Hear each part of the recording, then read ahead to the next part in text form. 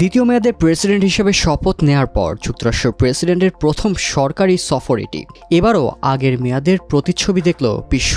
সবাইকে অবাক করে দিয়ে সৌদি আরবে ডোনাল্ড ট্রাম্প। রিয়াদে রাজস্বিক অভ্যর্থনায় জন্মনে ছিলেন ট্রাম্প। চুক্তির টেবিলে সৌদির উজাড় করা ভালোবাসা তাকে চাঙ্গা করেছে আরও। ব্রিটিশ সংবাদ মাধ্যম দ্য গার্ডিয়ান জানিয়েছে, ওয়াশিংটন রিয়াদের মধ্যে হয়েছে ১৪২ বিলিয়ন মার্কিন ডলারের চুক্তি। ইতিহাসের বৃহত্তম প্রতিরক্ষা বিক্রয় চুক্তি হিসেবে যাকে আখ্যা দিয়েছে হোয়াইট হাউস।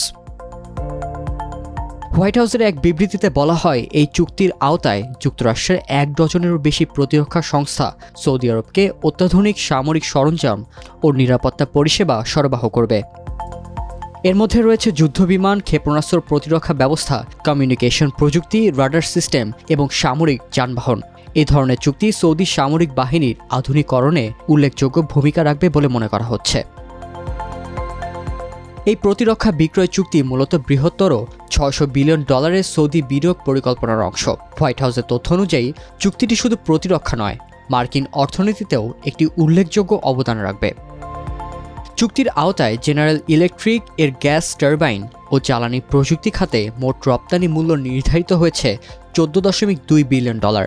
একই সঙ্গে বোয়িং কোম্পানি সৌদি আরবকে 737 ম্যাক্স মডেলের বিমান সরবরাহ করবে, যার আর্থিক মূল্য ৪.৮ বিলিয়ন ডলার।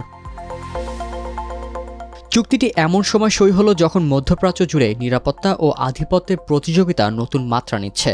বিশ্লেষকরা মনে করছেন, এই চুক্তি সৌদি আরবকে ইরানের মোকাবেলায় সামরিকভাবে আরও শক্তিশালী করবে।